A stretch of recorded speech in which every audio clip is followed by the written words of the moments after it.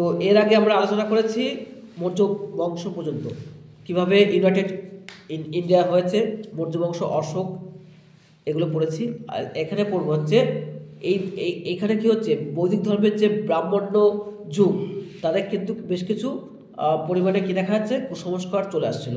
তো সেই কুসংস্কার, তার পশু বলি দেওয়া, তাদের বিরুদ্ধে কিন্তু নতুন ধর্ম উঠে আসছে, নব্য ধর্ম আন্দোলন। তবে মনে রাখতে হবে এই সময় ভারতবর্ষে যেমন জৈন ধর্ম, বৌদ্ধ ধর্ম, আজমিক ধর্ম উঠে আসছে, ঠিক তেমনই চীনে কনফুসিয়াস ধর্ম, মধ্য এশিয়ায় জরাথুস্ট্রিয়ানদের, ইরানের জরাথুস্ট্র ধর্ম, এরকম কিছু ধর্ম কিন্তু প্রতিবাদী হিসেবে উঠে আসছে। তো ভারতবর্ষে কিন্তু 63টা প্রতিবাদী ধর্ম উঠে আসছিল নব্য ধর্ম হিসাবে। তার মধ্যে কিন্তু অবশ্যই বলতে হবে জৈন ধর্ম, বৌদ্ধ ধর্ম। এখানে যেটা পড়তে হবে জৈন ধর্ম, জৈন ধর্মের যে অনুগামী, যারা প্রচারক, ধর্মের যারা প্রচারক, তাদেরকে বলা হচ্ছে তীর্থঙ্কর। জৈন ধর্ম কিন্তু কে তৈরি করেছিল সেটা বলা যাবে না, কিন্তু জৈন ধর্মের যে তীর্থঙ্কর, তারা কি করছে, জৈন ধর্ম প্রচার করছে। নতুন তৈরি হওয়া ধর্মমতের মধ্যে জৈন ধর্ম কিন্তু অন্যতম। এর প্রচারকদের বলা হচ্ছে তীর্থঙ্কর। এই তীর্থঙ্কর কটা বলতে পারিস? 24 জন তীর্থঙ্কর ছিল। প্রথম তীর্থঙ্কর নাম কি? ঋষভনাথ।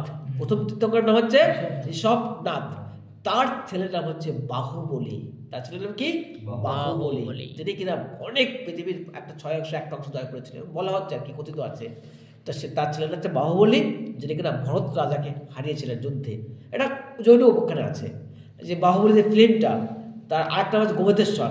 সেই বাহুবলী স্ট্যাচু রয়েছে কোথায়? রয়েছে দক্ষিণ ভারতে, অন্ধ্রপ্রদেশে রয়েছে। মনে থাকবে, অন্ধ্রপ্রদেশ নাগার্জুন, অন্ধ্রপ্রদেশে শ্রবণ বেলগোলার কাছে বাহুবলী স্ট্যাচু রয়েছে। কি বললাম? শ্রবণ বেলগোলার কাছে বাহুবলী স্ট্যাচু রয়েছে, গোমতেশ্বরের স্ট্যাচু। ওখানে কিন্তু চন্দ্রগুপ্ত মৌর্য শেষ বয়সে গিয়ে নিজের ধর্ম ত্যাগ, ওই জৈন ধর্ম নিয়েছিল, নিয়ে ওখানে অনশন করে দেহ ত্যাগ করেছিলেন। আর ওই শ্রবণ বেলগোলায় কিন্তু তোর গান্ধীজি কিন্তু তার বেলগাঁও অধিবেশন, কংগ্রেস অধিবেশন করতে গিয়ে শ্রবণ বেলগোলায় কিন্তু তিনি কিন্তু ওখানে শ্রদ্ধা জানিয়ে এসেছিলেন। ওই শ্রবণ বেলগোলাতে বিখ্যাত জায়গা শ্রবণ বেলগোলা। ওকে, তো সেই জৈন ধর্মর প্রথম তীর্থঙ্কর নাম হচ্ছে কি বললাম? ঋষভদেব। তার ছেলের নাম হচ্ছে বাহুবলী। মনে থাকবে।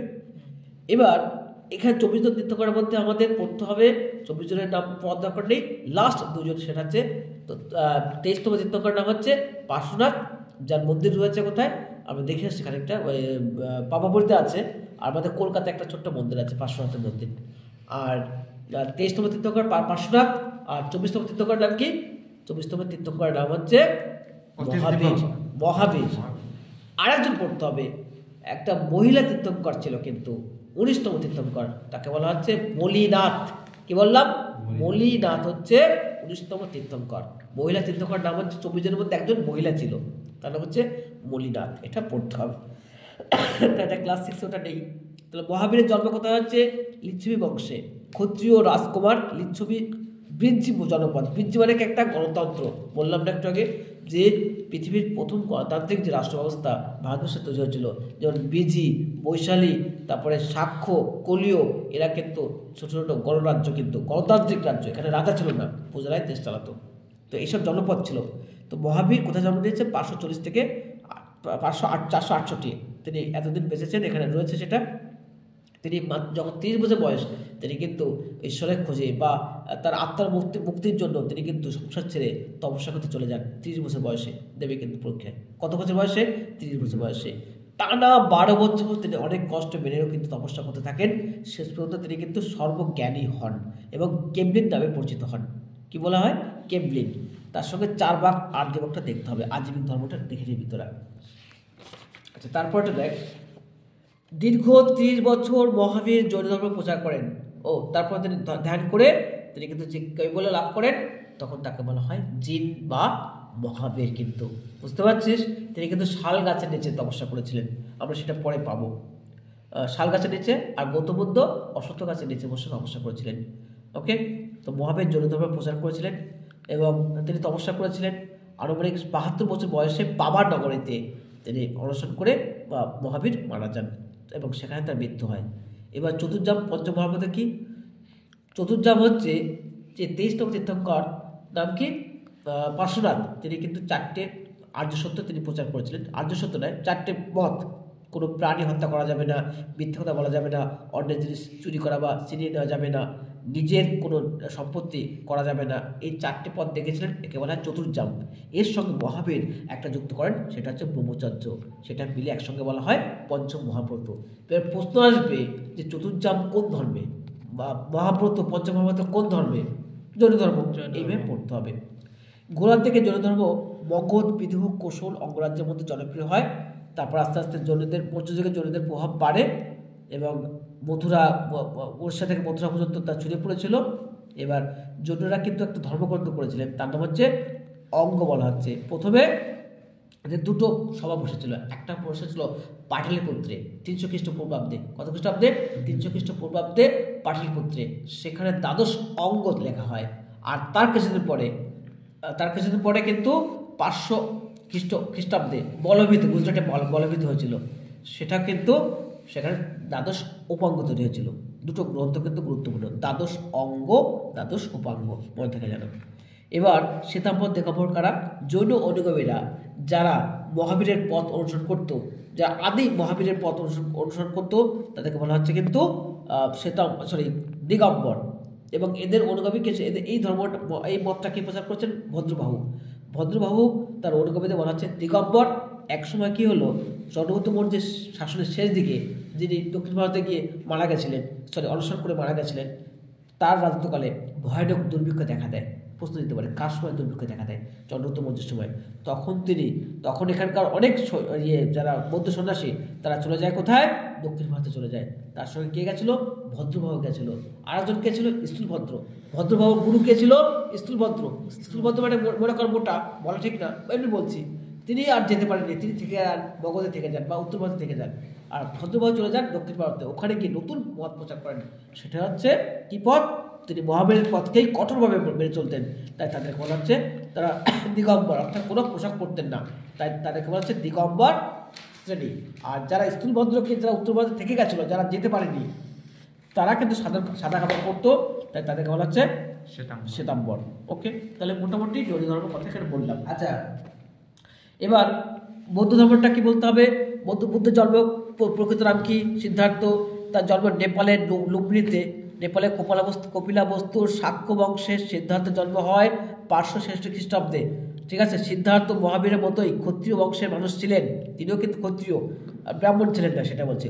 ইনি 29 বছর বয়সে, আরও 30 বছর বয়সে, কে? মহাবীর 30 বছর আর 29 বছর বয়সে সিদ্ধার্থ সংসার ছেড়ে তপস্যা করতে চলে যান। প্রায় 6 বছর তপস্যা করার পর সিদ্ধার্থ বোধিজ্ঞান লাভ করেন, তাই নাম হয় বুদ্ধ। বোধিজ্ঞান থেকে নাম হচ্ছে বুদ্ধ। তার প্রচারিত, তিনি কিন্তু এই ধর্মে প্রচার করেছিলেন, তাই একে বৌদ্ধ ধর্ম বলা হয়। এর আগে কিন্তু কেউ প্রচার করেনি। তবে তার কাহিনী পাওয়া যায় জাতক গল্পে, প্রায় 500টা জাতক গল্প আছে, তার কাহিনী কিন্তু জন্মের কাহিনী জানা যায়।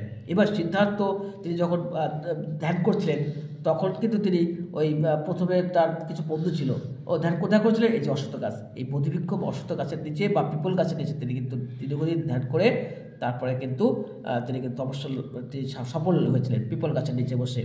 তো সেখানে 5 জন সঙ্গী ছিল, তার আগে বন্ধু ছিল, তাদেরকে ছেড়ে গিয়ে তিনি আলাদাভাবে ধ্যান করছিলেন। তখন তিনি যখন জ্ঞান লাভ করলেন, তিনি সেই 5 জন বন্ধুর কাছে আবার ফিরে যান। তখন তাদেরকে বলেন যে দেখ, আমি কিন্তু মোটামুটি আমি একটা ধারণা লাভ করেছি, আমি চরম জ্ঞান লাভ করেছি, আমি যদি বলিস তাহলে তোদের সঙ্গে আমি সেটাকে শেয়ার করব। তখন তিনি কিন্তু তার 5 জন বন্ধুকে কিন্তু সেই ধর্মটাকে প্রচার করেন। কোথায় বসে? সারনাথে বিগদাও বসে। এই ঘটনাকে বলা হয় ধর্মচক্র প্রবর্তন। আর পরীক্ষা আসতে পারে, ধর্মচক্র প্রবর্তন কাকে বলা হয় বা কি, কোন ধর্মে আছে। এবার বুদ্ধ নিজের শিশুদের কাছে ব্যাখ্যা করেছিলেন দুঃখের কারণ কি এবং দুঃখ, এই বিষয়ে বলা হয় 4টে আর্য সত্য। তাহলে আর্য সত্য কোন ধর্মে? বুদ্ধ ধর্মে। তিনি বলেছিলেন জগৎ দুঃখময়, দুঃখের কারণ আছে বা কষ্টের কারণ আছে, এর জন্য কারণ বা দুঃখ থেকে মুক্তি পাওয়া সম্ভব। 3 নম্বর। 4 নম্বর, মুক্তি পেতে গেলে তোমাকে কিন্তু অবশ্যই অষ্ট আঙ্গিক মার্গ অনুসরণ করতে হবে। সৎ কর্ম, সৎ জীবিকা, সৎ দৃষ্টি, সৎ সংকল্প, সৎ সমাধি, সৎ বাক্য, সৎ দৃষ্টি, এরকম 7টি মার্গ 8টি মার্গ তোমাকে অনুসরণ করতে হবে, তাহলে তুমি কিন্তু মুক্তি লাভ করবে। এরপরে বুদ্ধ রাজগৃহে যান। রাজগৃহ হচ্ছে তখন মানে মগধের ক্যাপিটাল, রাজধানী। মগধের রাজা বিম্বিসার বুদ্ধের শিষ্য হচ্ছেন। বছর 8 মাস ঘুরে তিনি মতামত প্রচার করতেন। বছর 8 মাস ঘুরতেন আর 4 মাস বর্ষা যাপন করতেন। কোশল রাজ্যে গৌতম বুদ্ধ টানা 21 বছর ছিলেন। কত বছর? টানা 21 বছর। প্রায় 35 বছর ধর্ম প্রচার পর কুশীনগরে গৌতম বুদ্ধ মারা যান। কুশীনগরে কে মারা যান? গৌতম বুদ্ধ মারা যান। কোথায় মারা যান? কুশীনগরে, ইউপিতে, বিহারে, সরি উত্তরপ্রদেশে। এবার তার যে ধর্ম প্রচারের জন্য কতগুলো বৌদ্ধ সংগতি তৈরি হয়, বৌদ্ধ সংগতি সম্মেলন হয়, বড় বড় সম্মেলন। এরকম 4টে বৌদ্ধ সংগতি কিন্তু কথা এখানে রয়েছে। প্রথমটা রাজগৃহ রবি পাকা, বৈশালী, পাটলিপুত্র, কাশ্মীর। প্রথমটা রাজগৃহ, দ্বিতীয়টা বৈশালী, তৃতীয়টা পাটলিপুত্র, তৃতীয়টা কিন্তু চতুর্থটা কাশ্মীর। ভীষণ ভীষণ ইম্পর্টেন্ট কিন্তু। কার সময়? প্রথমটা অজাতশত্রুর সময় 483 খ্রিস্টাব্দে। তার 100 বছর পর 383 খ্রিস্টাব্দ, সালটা এখানে দেয়নি। তারপরে অশোকের সময়, তারপরে কনিষ্কের সময় কিন্তু। প্রথমটা 3টে পিটক রচনা করা হয়, তার মধ্যে প্রথম দুটো হচ্ছে সূত্র পিটক, বিনা পিটক, প্রথমটাই। দ্বিতীয়টা কিন্তু তেমন ইম্পর্টেন্ট নয়, স্থানীয় মধ্যে মহাসংগীত তৈরি হচ্ছে। তৃতীয়টা কিন্তু ত্রিপিটক, অভিধর্মী পিটক তৈরি হয়েছিল। তৃতীয়টা কি হয়েছিল? ত্রিপিটক, অভিধর্মী পিটক রচনা হয়েছিল। আর লাস্টটা হীনযান, মহাযান, দুটো ধর্মমত তৈরি হয়েছে। ত্রিপিটকটাকে এখানে লেখা আছে কিন্তু, 3টে পিটক, বিনা পিটক, সূত্র পিটক আর অভিধর্মী পিটক, 3টে কিন্তু এই কাহিনী কিন্তু লেখা আছে। অভিধর্মী পিটক বুদ্ধের মূল কয়েকটি উপদেশ লেখা আছে কিন্তু। প্রত্যেকটা শব্দ, প্রতিটা লাইন ভীষণ ইম্পর্টেন্ট। পিটক কথা অর্থ কি? ঝুড়ি, জ্ঞানের ঝুড়ি। 3টে পিটক, ত্রিপিটক অবশ্যই পড়তে হবে, অবশ্যই পড়তে হবে। এটা পালি ভাষায়। আর গৌতম বুদ্ধ কিন্তু প্রাকৃত ভাষায় তিনি কিন্তু তার ধর্ম প্রচার করতেন, কিন্তু এটা পালি ভাষায় লেখা কিন্তু। তার সমাজে মহাকাশ্য, তারপরে সুভদ্র কে ছিল এটা দেখতে হবে। হীনযান কারা, মহাযান কারা একটু দেখতে হবে। কনিষ্ক কিন্তু মহাযান ধর্মমত প্রচার করেছিলেন। তারপর লাস্টে কি আছে দেখ, প্রাকৃত ভাষা, পালি ভাষা তিনি ধর্ম প্রচার করতে। এটা রয়েছে বৌদ্ধ ধর্মে প্রচার ছিল, ভাষা ছিল পালি ভাষা। তারপর মধ্যম পন্থা মানে কি? মাঝামাঝি পথ। খুব খুব অনেক মানে আনন্দ উৎসব মাতলে হবে না, আবার খুব কৃষ্ণ সাধন খুব মারামারি এটা করলে হবে না। মাঝামাঝি পথ তোমাকে অনুসরণ করতে হবে। কিছু সাধারণ জীবনযাপন করো, খুব প্লাস থাকলে হবে না, আবার কঠোরভাবে অনেক কিছু পালন মানে বিভিন্ন রকম ধর্মের নীতি পালন করলে হবে না। মাঝামাঝি পথ দিতে হবে। এটাই কি বলছে? মধ্যমপন্থা পথ। তারপরে কিন্তু এখানে জাতকের কথা বলা আছে, যাকে এটা দেখে আসবি। ওকে, ঠিক আছে।